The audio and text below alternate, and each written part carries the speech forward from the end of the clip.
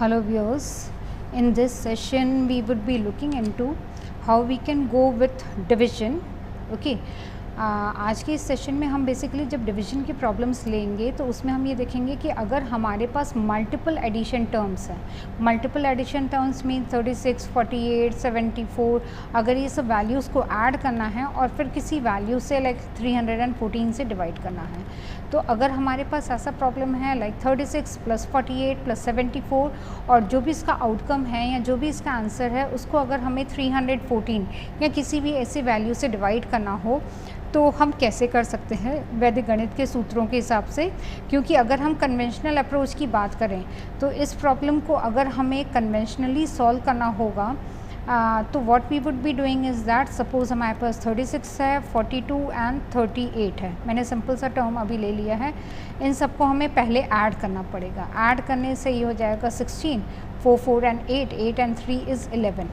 और अगर फिर इसको हमें किसी भी 23 या कोई भी एक रैंडम वैल्यू से डिवाइड करना हो तो हम I think it will go with 5, क्योंकि 6 से तो ज़्यादा हो जाएगा and that will be 115 and remainder will be 1। तो उस केस में हमारा क्वोशंट 5 आ जाएगा and the remainder will be 1। But definitely इसमें प्रॉब्लम क्या हो रहा है, हमें पहले ऐड करना पड़ रहा है और एडिशन के बाद डिविजन करना है। बट अगर हम इसको वैदिक गणित के सूत्रों के हिसाब से करें तो हम इसी प्रॉब्लम को कैसे सिंपल और आसान से कर सकते हैं उसको आज हम इस सेशन में देखेंगे। ठीक है, मैं इसको भी फ़िलहाल रब कर दे रही हूँ क्योंकि हम वैदिक गणित के सूत्रों के हिसाब से देखेंगे कि हम इसी प्रॉब्लम को कैसे आसान बना सकते हैं। तो as we can get into the topic of today's discussion that we have to go with division for multiple addition terms। ठीक है, बहुत सारे टर्म्स हैं जिनको ऐड करना है और उसमें फिर हमें डिवीजन का रूल जो है या डिवीजन करना है। तो उसके लिए जो वैदिक गणित का हम सूत्र यूज़ करेंगे वो है ध्वजांक। ठीक है, अब इस ध्वजांक या आज की इस वीडियो को देखने से पहले मैं अपने व्यूअर्स को रिक्वेस्ट करूंगी कि ध्वजांक का जो वीडियो इसके पहले मैंने अपलोड किया है उसको आप देख लें, क्योंकि ध्वजांक को पहले आप समझ लीजिए कि किस फॉर्म में वो डिवीज़न किया जाता है, क्योंकि रेगुलर जो डिवीज़न हम करते हैं उससे थोड़ा सा ये डिफरेंट है। तो पहले आप उस मेथड को, उस वीडियो को देख लीजिए जिसमें मैंने ध्वजांक जो है डिस्कस किया है। साथ ही मैं जो है इस बॉक्स में जो है जब मैं डिटेल्स शेयर करूँगी तो उसमें मैं ध्वजांक का भी जो है लिंक शेयर करूँगी ताकि आप पहले ध्वजांक का वीडियो देखें और उसके बाद इस पर्टिकुलर वीडियो को देखें और समझें। ठीक है, तो क्योंकि ये पहला वीडियो है हम थोड़े से सिंपल प्रॉब्लम्स ही इसमें लेंगे। तो फर्स्ट प्रॉब्लम स्टार्ट करते हैं। Suppose 46 + 84 divided by 2। ठीक है, ध्वजांक से करना है ना। जब हम ध्वजांक की बात करते हैं तो आपको पता है कि हम अपने नंबर्स डिविज़र को हम स्प्लिट करते हैं ना। इस पर्टिकुलर प्रॉब्लम में हमारा सिंपल जो है एक ही वैल्यू है, एक ही डिजिट का वैल्यू है, तो हमारा जो कैलकुलेशन है थोड़ा सा सिंपल होगा। बट इस पर्टिकुलर कैलकुलेशन में हम अपने क्वोशंट को और रिमाइंडर को कैसे लिखते हैं वो एटलीस्ट हमें जो है वो समझ में आ जाएगा कि वो कैसे लिखा जाए। तो पहले हम 2 लिख लेते हैं और इसके बाद कुछ लाइंस हमें ड्रॉ करनी है। तो हम सिंपल बैक चले जाएं,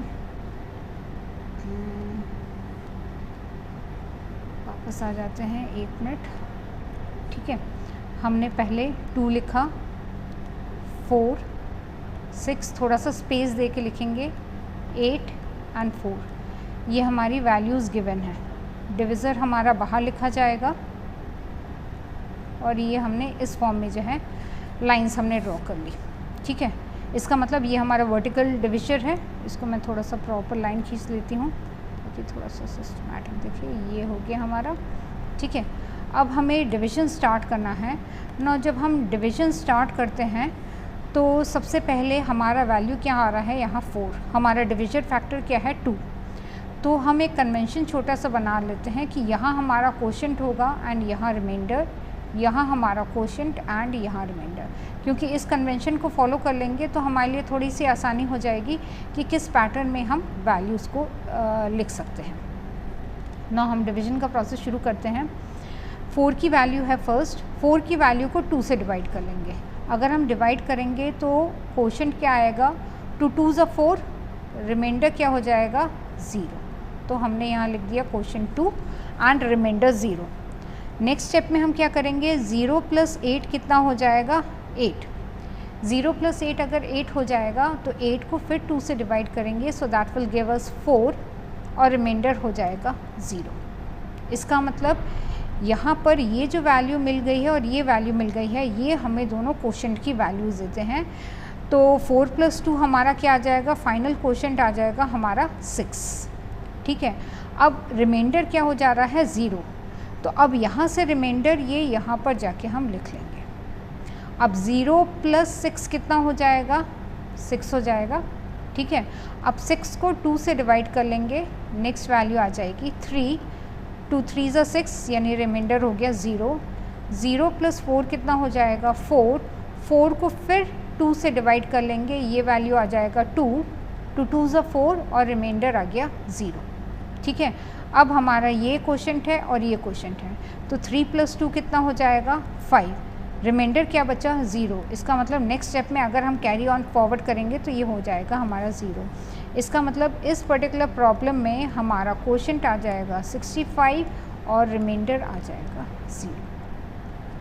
सिंपल हमने किया क्या है, जो भी नंबर है उसके लेफ़्ट साइड में हमने क्वोशंट लिखा हुआ है और राइट साइड में हमने रिमाइंडर लिखा हुआ है। रिमाइंडर जो हमें मिल रहा है उसको हर स्टेप में हम कलेक्ट कर रहे हैं, फिर नेक्स्ट वैल्यू से उसको ऐड करके फिर उसको कैरी फॉरवर्ड कर ले रहे हैं। तो मेरे ख्याल से फर्स्ट प्रॉब्लम ये सिंपल सा था। हम सेकंड प्रॉब्लम थोड़ा सा बड़ा ले लें, हायर वैल्यूज़ कर ले सकते हैं हम। सपोज़ 381 + 624 है and we have to divide by 3। Single value पर अभी हम काम कर रहे हैं, तो बहुत डिफ़िकल्ट नहीं होगा, बट अगर हमारी वैल्यूज़ डिविज़र की बढ़ती जाएंगी तो हमारा कैलकुलेशन थोड़ा सा डिफ़िकल्ट हो जाएगा। देखिए डिविज़र हमारा 3 है, इसको हमने पहले बाहर लिख दिया। Next we have 3 8 1 and 6 2 4। ठीक है, ये हमारी दो वैल्यूज़ हैं। नेक्स्ट कन्वेंशन फॉलो करते हैं, यहाँ Q R Q R Q R, ये हमारा पैटर्न हो गया। जिस हिसाब से जो है हम वैल्यूज़ को कोड करेंगे। अब इसके आगे बढ़ते हैं और हम डिवीज़न स्टार्ट करते हैं। डिवीज़न स्टार्ट करने के लिए जो है हम अपनी वैल्यूज़ को साथ में कोड करते जाएंगे। अब सबसे पहला वैल्यू क्या है हमारा, 3 है।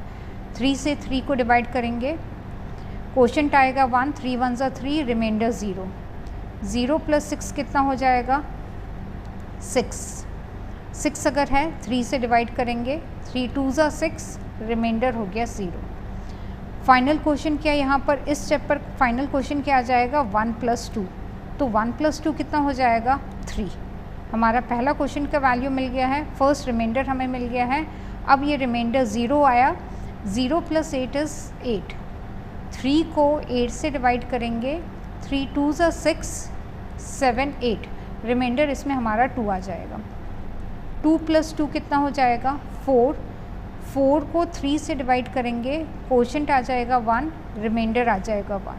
इसका मतलब नेक्स्ट स्टेप में 2 + 1 हमारा जो है क्वोशंट आ जाएगा, 2 + 1 हमें दे देगा 3। अब यहाँ हमारा रिमाइंडर क्या बच रहा है, 1। ये रिमाइंडर जब नेक्स्ट प्लेस में जाएगा तो it will become 10। 10 + 1 this will become 11। 11 को अगर हम 3 से डिवाइड करेंगे तो 3 3 = 9 and 2 will be the remainder. 2 + 4 कितना हो जाएगा, 6। 6 को 3 से डिवाइड करेंगे तो 2 will be the quotient and 0 will be the remainder. ठीक है, तो आखिरी स्टेप में हमारा वैल्यू क्या आ जाएगा, 3 + 2 एंड 3 + 2 = 5, रिमाइंडर हमारा 0 आ गया। इसका मतलब इस पर्टिकुलर प्रॉब्लम में क्वोशंट की वैल्यू आ जाएगी 335। ठीक है, हमें बेसिकली जो रेगुलर प्रॉब्लम्स हैं उससे बस ये कहाँ पर डिफरेंट है, जिस पैटर्न में हम वैल्यूज़ या नंबर्स लिख रहे हैं दैट इज़ द प्लेस जहाँ पर ये थोड़ा सा डिफरेंट हो जाता है। 3 डिजिट वैल्यूज़ को हमने ऐड करके देख लिया, 4 डिजिट वैल्यूज़ को भी एक प्रॉब्लम लेके देख लेते हैं। 4186 + 3276 + 1111। सपोज़ हमने ये प्रॉब्लम ले लिया, डिवाइड करना है हमें 5 से। 5 सिंगल वैल्यू है, बाहर लिख दीजिए आराम से। 4 नंबर्स के बीच में स्पेस लिखिएगा क्योंकि हमें हर एक में कोशेंट और रिमाइंडर लिखते जाना है। 4 1 8 6 3 2 7 6 1 1 1 1। ठीक है, ये हमने प्रॉब्लम लिख लिया। प्रॉब्लम लिखने के बाद कोशेंट और रिमाइंडर के लिए हम मार्क कर दें, this is quotient remainder, quotient remainder, quotient remainder, quotient remainder. ये हमने मार्क कर लिया। अब हम डिवीजन के प्रोसेस को शुरू कर सकते हैं। ठीक है, अब जब डिवीजन हम शुरू कर रहे हैं, पहला नंबर है 4।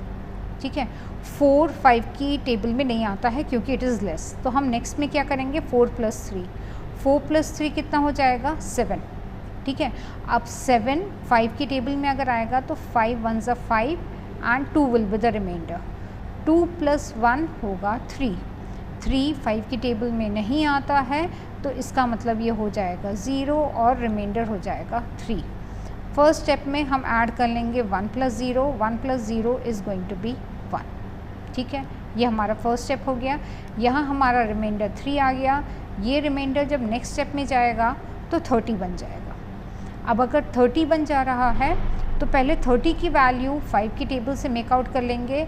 तो पहला आ जाएगा 5 6 ज़ा 30, रिमाइंडर इज़ 0। 0 + 1 इज़ 1, छोटा है, आगे बढ़ जाएंगे। 1 + 2 इज़ 3, स्टिल छोटा है। 3 + 1 इज़ 4, 4 स्टिल छोटा है 5 से, तो हमारा कोशेंट यहाँ कोई नहीं आएगा, रिमाइंडर विल बी 4।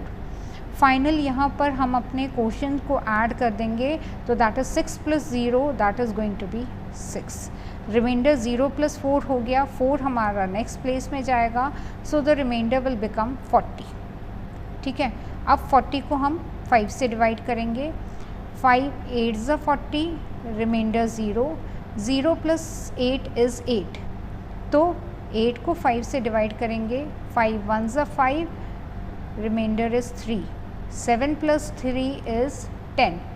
10 को 5 से डिवाइड करेंगे, 2, remainder is 0। 0 + 1 that will be 1।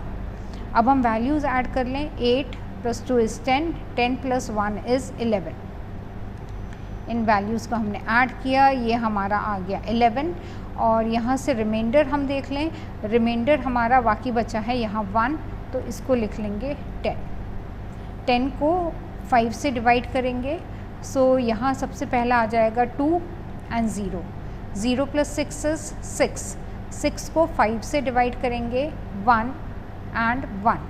6 + 1 कितना हो जाएगा, 7। 7 को 5 से डिवाइड करेंगे, 5 1 ज़ा 5, रिमाइंडर 2। 2 + 1 3, और यहाँ पर कोई एडिशनल कोशेंट नहीं आएगा। वैल्यूज़ ऐड कर लें। 2 + 1 3, 3 + 1 4।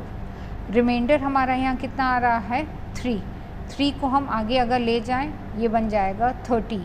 5 की टेबल में 30 कब आएगा, 5 6 ज़ा 30, रिमाइंडर 0, तो यहाँ पर हम लिख लेंगे 6 और यहाँ पर आ जाएगा डेसिमल। ठीक है, तो अब यहाँ पर देख रहे हैं हम 2 वैल्यूज़ आ रही हैं, इसको हम यहाँ पर कैरी अज्यूम कर लेंगे और हमारा आंसर आ जाएगा 6 + 1 हमारा बन जाएगा 7। तो फाइनल हमारा आंसर हो जाएगा कोशेंट इज़ 1714.6।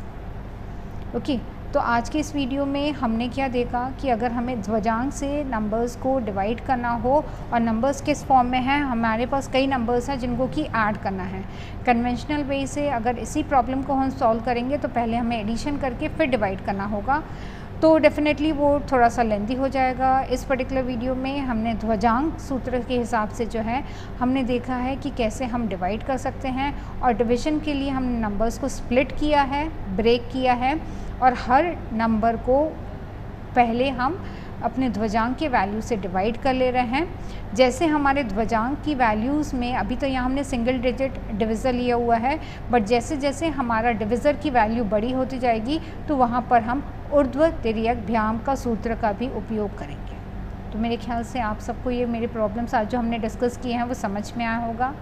सब्सक्राइब करिए, लाइक करिए and keep on viewing our channel. Thank you.